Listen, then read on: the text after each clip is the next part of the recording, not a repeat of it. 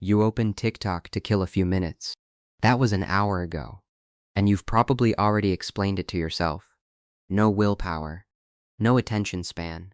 Too much dopamine, that's the one everybody reaches for. Except every app does that. Instagram does it. YouTube does it.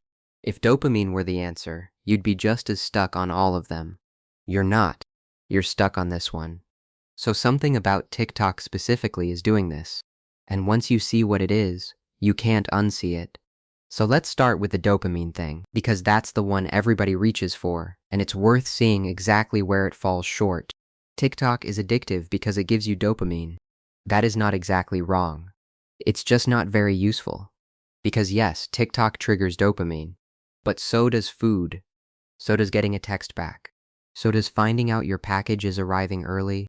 So does basically every app on your phone that has ever made a tiny red notification bubble appear and ruin your ability to be a normal person for the next 6 seconds. Dopamine is not some evil TikTok chemical. It's just one of the chemicals your brain uses when something might be worth paying attention to. So saying TikTok works because of dopamine is like saying a car works because of gasoline. True, but it tells you almost nothing. It doesn't tell you why this car is faster than that car. It doesn't tell you why one app gets checked once a day and another app somehow turns "I'll just look for 2 minutes" into you waking up spiritually in a different decade.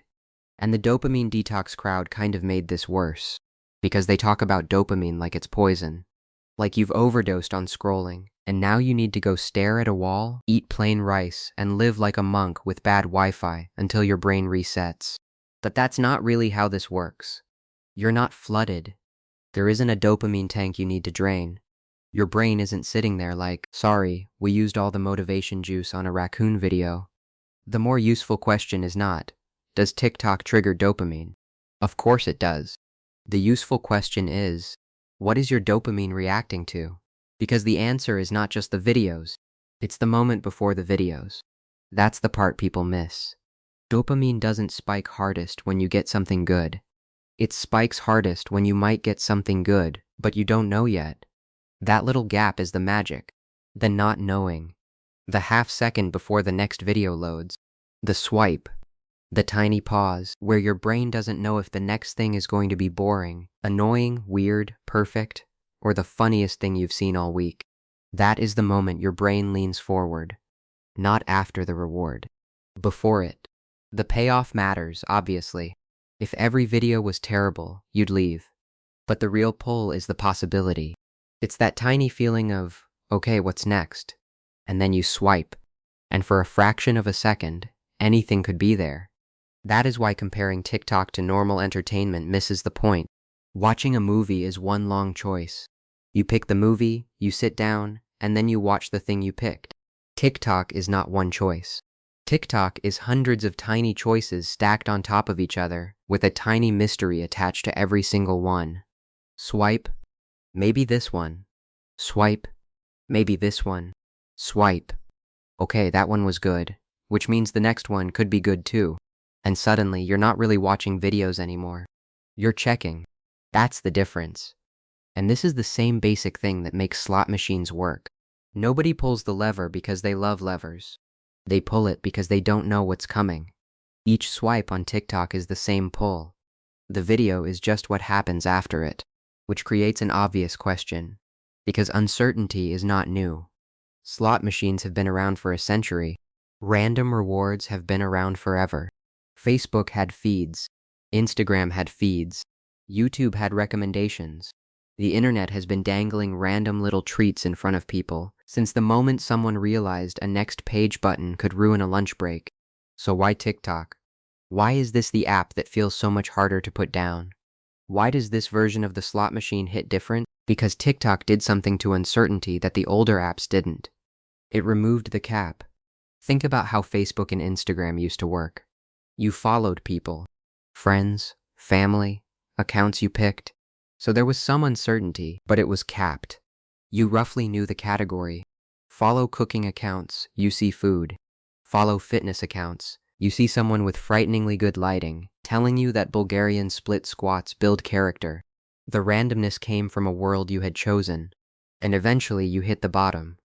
You caught up, you saw the new posts, and at some point the app basically said, "That's it. Your friends have run out of thoughts." And you left. TikTok threw that whole model out.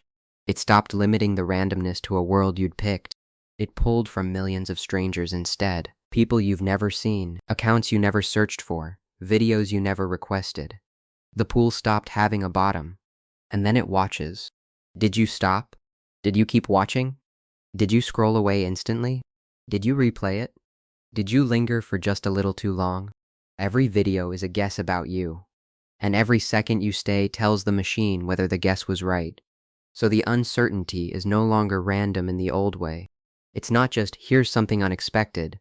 It's, here's something unexpected, chosen by a system that is getting better at guessing what you personally cannot ignore. That is a very different machine, because now the slot machine is studying you while you play. It's not just pulling from a fixed set of rewards. It's learning which rewards make you pull again. Maybe you stop on drama. Maybe you stop on pets. Maybe you stop on oddly specific life advice from a stranger in a parked car. Maybe you stop on people arguing, or dancing, or cooking, or explaining a conspiracy with the confidence of a man who owns 3 whiteboards and no evidence. Whatever it is, the machine doesn't need you to say it out loud. It just needs you to behave. And you will. Because everyone does. You don't need to comment. You don't need to like. You don't need to follow. You just need to pause. And that pause becomes information. Then the next video is a slightly better guess. And the next one. And the next one. So the not knowing that drives the whole experience gets sharpened over time. It's still uncertain. You still don't know what's next. But it's uncertain inside a world increasingly shaped around you. That's the trick. TikTok didn't make the randomness bigger and dumber. It made it bottomless and pointed it straight at you. And you can actually test this inside the app because TikTok left the evidence sitting right there in front of you.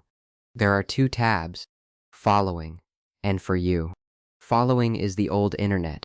It's the people you chose, the accounts you picked, the world you already know you wanted. And because you picked it, the uncertainty is lower. You roughly know what's coming. You know the creators. You know the topics. You know the vibe. It might be interesting, but it usually doesn't have the same pull. You scroll for a bit and then, eventually, you're kind of done. For You is the other thing. For You is strangers. For You is the machine guessing. For You is, we noticed you watched one video about someone reorganizing their fridge, so now please enjoy 14 more from strangers with containers worth more than your rent. And because it's strangers, chosen for you, from basically anywhere, the uncertainty is much higher. You don't know what's coming, but you also get the feeling that it might be weirdly perfect. That combination is brutal. High uncertainty, plus personal targeting. That's the tab that eats your evening. And the best part is, you don't have to believe any theory about this. Just try it. Spend a day using following only. Don't open For You. Just stay on the feed of people you actually chose, and watch what happens to the pull. For most people, it drops. Not because the app changed, not because your brain changed, not because dopamine went on vacation. The main thing that changed is the level of not knowing. Following gives you content. For You gives you possibility. And possibility is much harder to walk away from. Once you feel that difference, one more thing becomes very obvious. The weaker tab, Following, the one you can actually leave, is the one you have to go find. The stronger tab, For You, the one built around maximum uncertainty, is the one that opens by default. The second you launch the app, there it is. Not the feed of people you chose. The feed chosen for you. The endless one. The stranger one. The one that never really bottoms out. And that matters, because design is never neutral. Apps do not accidentally put the most powerful feature in the easiest place, to reach. If following pulled harder, following would be front and center. But it doesn't. For you it does. So that's what you get first. The version you can resist is tucked 1 tab over. The version that pulls hardest is waiting the moment you open the door. And regulators have started saying this out loud. Earlier this year, the EU told TikTok to dial these features back on the grounds that they were built to be hard to stop. But you don't need a ruling. You need 2 tabs and an afternoon. One feed feels like browsing. The other feels like gambling with your attention. That is why the dopamine explanation is too small. TikTok isn't powerful because it found a magic chemical button in your brain. It's powerful because it built itself perfectly around one thing, not knowing what's next. Swipe, maybe something good. Swipe, maybe something better. Swipe, maybe the next one is the one. And because the machine is learning from every pause, every linger, every tiny moment where you don't look away, the next pull gets just a little harder to resist.